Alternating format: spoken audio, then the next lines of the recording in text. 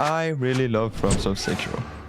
I think, because I've never really played it. I have watched a ton of videos on it though, so I feel like I know the game in and out. Therefore, instead of exploring the game like a normal person, I'm gonna jump straight into speedrunning it. What is speedrunning? Where does it come from? I'm not gonna tell you. But with all games, you'll typically find two pairs, glitchless and glitched. Glitchless is typically the slower option and it's pretty much just a regular playthrough, but fast. Great for people who enjoy the game they're playing. Also the most popular Sekiro speedrun. Then you have glitched, where you use glitches to play as little of the game as possible. It's the fastest, and that's about it. Since I want to get good, I've decided on glitchless. Not because of difficulty, I don't know which way is technically the hardest, but I also want to do something other than pathing.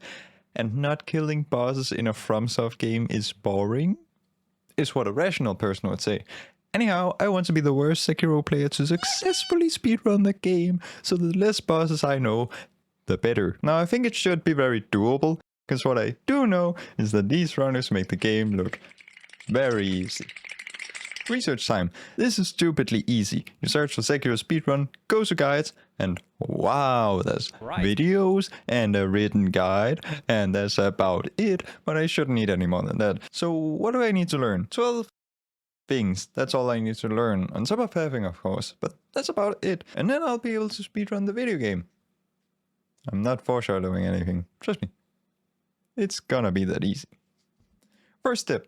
Ogre skip. It's quite simple really. Sekiro is a little weird with inputs, so you can do what's called a delayed jump. And for this skip, you'll just have to run over to this wall and do a delayed jump. And I spent 10 minutes getting over a double jump in the tutorial. So thankfully a guide from a better speedrunner than I'll ever be said this skip is only for advanced gamers, which I'm clearly not. So I'm fighting Ogre, a pretty silly boss, which I like. And as long as you don't lock onto him, he doesn't know what to do. I'd even consider him fun if it wasn't for the stupidest hitbox of all time. What? But you fight him, kinda kiss him goodbye and move on. After that, I decided to try and do the whole speedrun in one go, which surprisingly enough, didn't work. So next up is the Baby Canyon. It's a small cliffside, you just need to crawl along to get past the snake. It doesn't take that much time, but it can be faster. You just need to look this way, and then jump here, and don't get caught by the snake. Passing Baby Canyon and the big ass snake who lives there leads you to the first real boss, and one of my favorites, Gyoubu. He's a great boss. Back when I actually played, he was the last boss I beat. One thing that stands out about him is his speech. My name is Gyoubu Masataka Oniwa! As I breathe, you will not pass the castle gate! Anyways, this is how you skip him, which, you know, means he failed his whole life purpose. In another life, I'm sure we could have been good friends. In this one, he jumps off a cliff. Sometimes, when he doesn't, I get to start over. After you steal the items from Gyoubu's will, we arrive at Blazing Bull, which is a bull that's on fire. And he's so silly. He's also the main reason why I stopped playing back in the day. I tried this boss thoroughly, I'd like to say, and I hated it so much. So being able to bring in some new tech to finally skip him is so nice. The skip itself is actually surprisingly difficult, and up until this point I've been playing on controller. But for this jump, in order to learn it on controller, I would do it on mouse and keyboard. And then try to replicate it on controller, which is a little silly. And so I just went all in keyboard and mouse. Then there's this guy. He spends the whole fight ignoring us so he can watch alpha male TikToks. So after we give him a small neat cut from his stomach, up through his esophagus, we do as his Discord kittens. And leave him. Now we get towards possibly the most interesting part of the run, in my opinion. It's just pathing. This wasn't hard to learn, it isn't hard to do. So why is my pulse reaching unsafe levels? Snake Eyes. I fucking hate this boss. Now, something I never knew about my smartwatch is that it takes your stress levels. It told me to go touch grass multiple times learning this boss. The boss shouldn't even be that hard. What you're meant to do is bring this lovely old lady over into this corner to beat her up. But apparently she's a feisty old lady with a gun, and if you don't block this attack, which you can't hit her out of, at this timing, she'll shoot and kill you. And don't even get me started on how slippery she is. She'll just leave. She's not supposed to do that. Now, to make this a little easier for myself, I went on ahead and fought this boss for an hour straight, just to learn the moveset. And I'd love to say I got better, and I did, but not by much. Thankfully, the next boss is a teensy bit less shit. It's just known as the hardest boss in the game. You run away from the now dead Snake Eyes with your renewed fear of God and the 2-foot-tall Japanese man Miyazaki, right by a chicken who is consistently my biggest hater, then into the spooky misty area where you run over to this house, onto its roof, and prepare yourself mentally for what's about to go down. If you run at the right speed, you can get one of 2 death blows early, and then you just hit Miss Noble in the face till it dies. Nice car. After a jog through the city, you'll find the corrupted monk. This boss is very easy to do if you know how to do it. All you need to do is stun her, throw ash on her, and then jump forward on this pillar and eliminate her.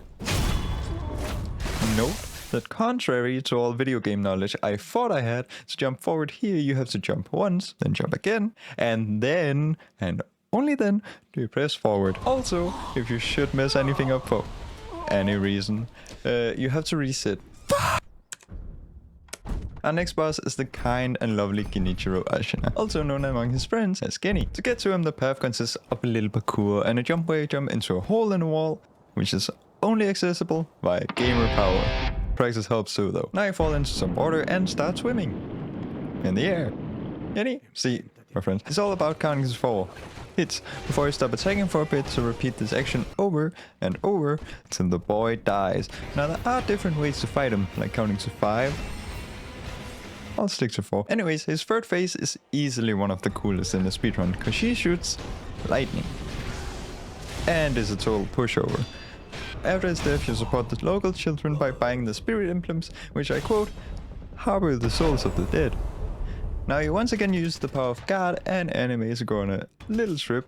It's really just pathing and quite boring to explain and really easy to do when you learn it. And now you're in a cheeky little pool of water. And if you mess anything up from now on, the run once again must be reset. First and foremost, you have a jump that doesn't look that bad, but is one of the hardest ones in the game. Over the course of 2 hours, I was repeatedly trying to get this just once. I'd love to show it, but the second I started recording, I got the jump. So, anyways, if you get that jump, the rest is pretty straightforward. Don't get poop sauced at you, don't mess up the jumps, no, and don't fall.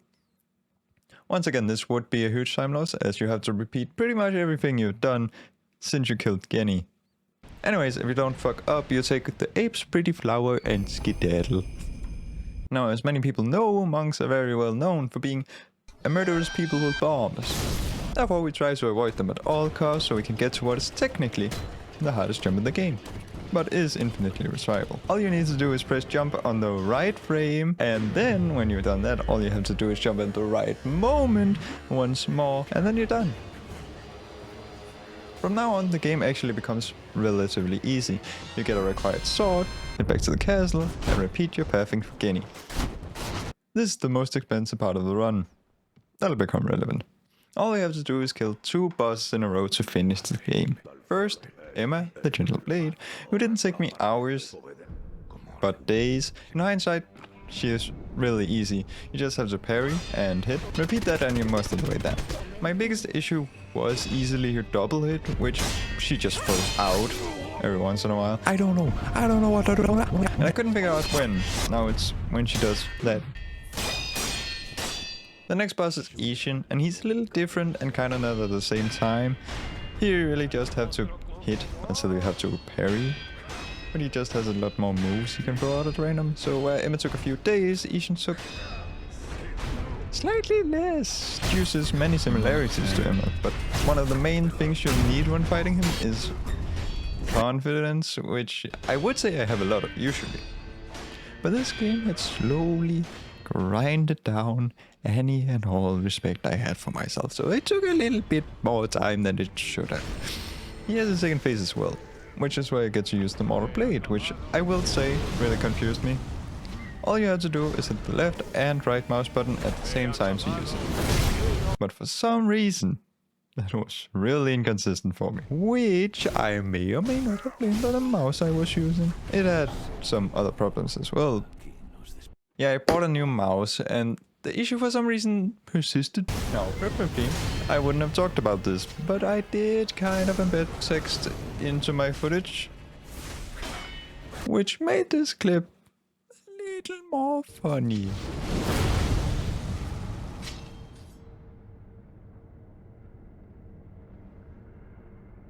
Ooh. If you don't get it, I understand. What I figured out was that you don't have to press both mouse buttons at the same time. You just have to press parry first, and then attack. I'm keeping the mouse. Anyways, with this newfound knowledge, I finally beat the last fight. That's a lie. I wanted to wait till I got a run, so I was possibly a bit stupid. Anyway, let's see that.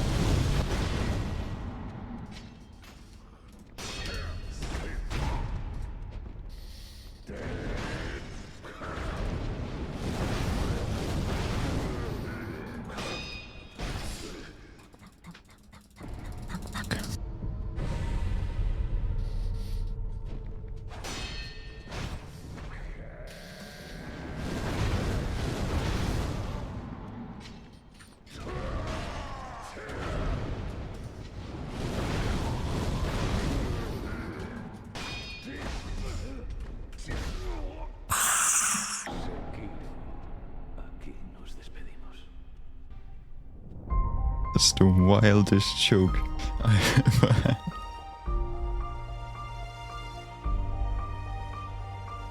I've gotten a bit into the speedrun now, and I mean it's pretty fun actually.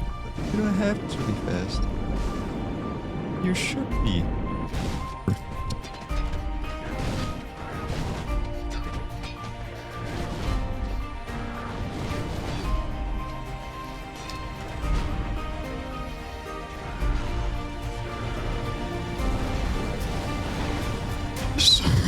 Holy shit. Holy shit.